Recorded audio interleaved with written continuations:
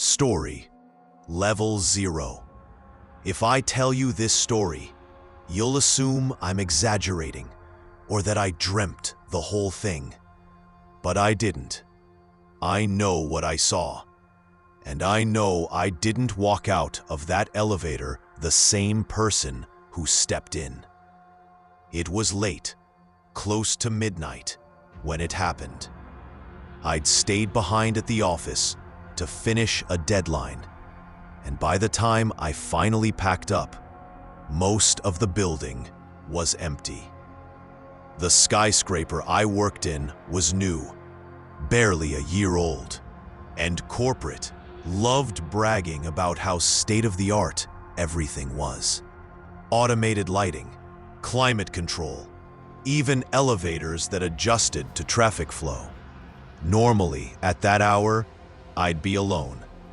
But when I stepped into the elevator lobby on the 12th floor, I saw 3 other people waiting.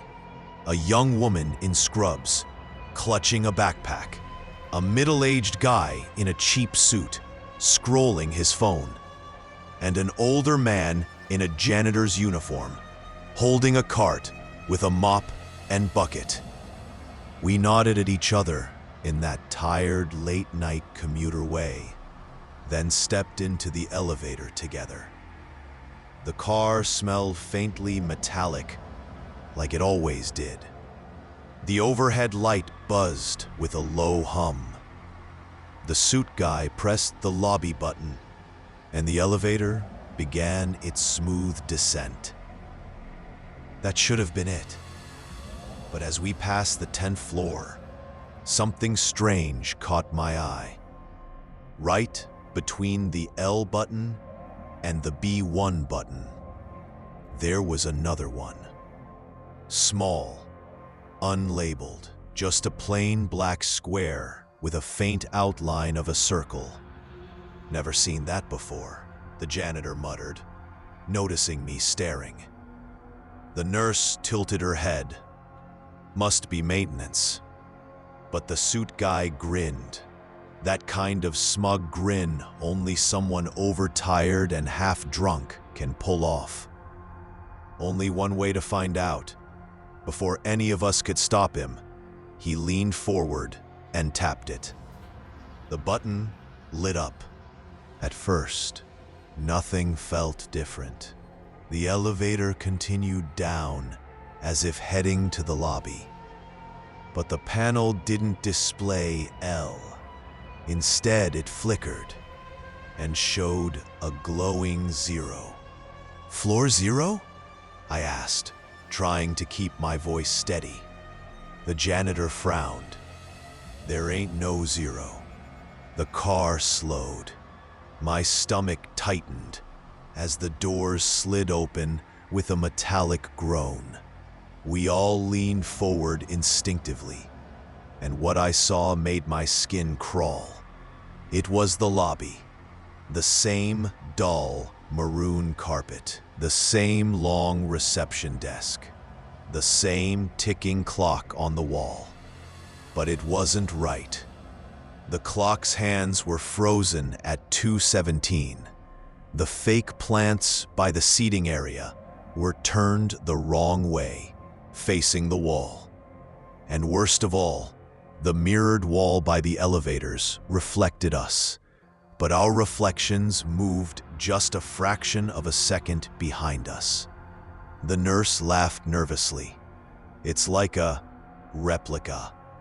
The suit guy stepped out first, clearly amused. This is wild. But the janitor shook his head. He looked uneasy, clutching his mop handle. This ain't staff. This ain't right. Still, curiosity got the better of us, and one by one, we stepped into the strange lobby. The first thing I noticed was the sound, or lack of it. The real lobby usually had a faint hum, fluorescence, distant traffic, the muffled whir of another elevator. But here, it was silent, too silent. We walked slowly across the lobby. My footsteps felt heavy, like the carpet was dragging me down. The suit guy called out, "Hello?" No answer. The janitor muttered under his breath, "We should get back in the elevator." But when we turned, the doors were already closed, and the call button beside them? Gone. Just a smooth panel of wall. The nurse swore softly. Okay, it's just a prank. Like one of those architectural illusions, right?" No one answered. We spread out a little, trying to look for another way out. On the far side of the lobby, where the glass doors to the street should have been, there was only another hallway. Long, carpeted, lined with more elevator doors. Dozens of them. All identical. All silent. The suit guy, still pretending to be confident, said, "Guess we pick one." The janitor snapped, "Don't touch nothing." But the suit ignored him and walked to the first elevator on the left. He pressed the button. The door opened instantly. Inside was another elevator car, empty, dimly lit. The panel inside glowed faintly, but instead of numbers, the buttons were marked with words. Home, work, Friday, 1989. We all just stared. My heart was thudding in my chest. The suit laughed nervously. "This is some kind of art installation. Has to be." The janitor grabbed his arm. "Shut that door, now." Reluctantly, he did. We backed away from the wall of elevators, but something was wrong. The mirrored wall behind us. Our reflections weren't matching anymore. The nurse gasped. I looked at myself in the glass. I blinked. My reflection didn't. And then a second later, it smiled. I stumbled back, slamming into the janitor. The suit guy swore loudly. "What the hell?" Every reflection in the glass was lagging now. Delayed, distorted. The nurse's reflection turned its head in slow jerks, as though on a delay, then tilted it at an impossible angle. The janitor's reflection mouthed words none of us were saying. And mine was still smiling. Wide, too wide. We bolted. The nurse was crying. The janitor was muttering prayers under his breath. The suit guy kept laughing nervously, like he was seconds from losing it.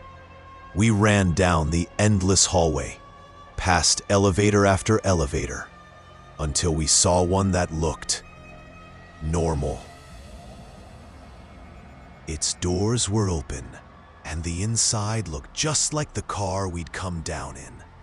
The panel had the usual numbers. Without thinking, we piled inside. The doors closed. I mashed the button for L. The car lurched. It began to rise. Relief flooded me, until I noticed the floor numbers. They weren't going up in order. 12, 7, 3, 99, -4. The nurse screamed. The janitor grabbed the railing, knuckles white. And then the lights flickered. For a split second, I saw something in the corner. A fifth person. Tall, thin, head bowed. When the light steadied, it was gone. The elevator stopped. The doors opened to another lobby. Almost the same, but worse. The carpet was damp, squishing underfoot. The walls were peeling. The clock on the wall spun wildly in circles. And in the mirrored wall, None of us had reflections at all. The nurse refused to move. "I'm not going out there. I'm not." But the suit guy stepped forward. His voice cracked. Maybe one of these leads back." He walked into the lobby, towards the nearest elevator. The doors slid open. We all screamed. Inside was him. But not him. A version of him. Bloated, skin gray, eyes hollow, mouth stretched in a silent scream. It lurched forward, as if trying to pull itself out of the car. The suit guy stumbled back, fell on the wet carpet, and scrambled away. The doors shut. We ran again. I don't remember how long we wandered. Hours? Minutes?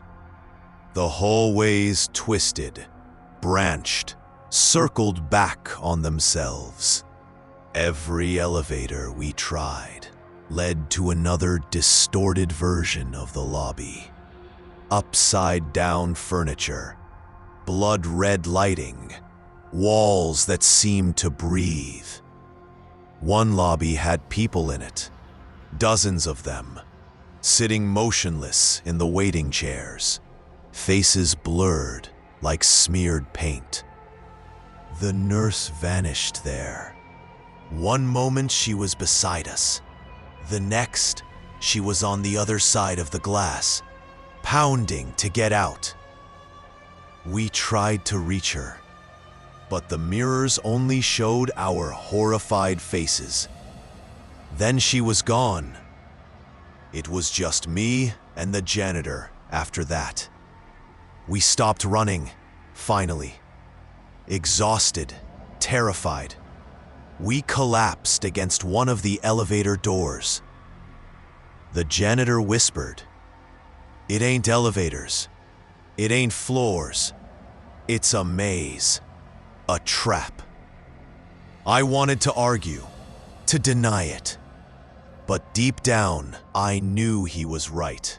Finally, one elevator opened by itself. Empty. Normal. The janitor looked at me. "We don't get in, we die here." We stepped inside. The doors closed.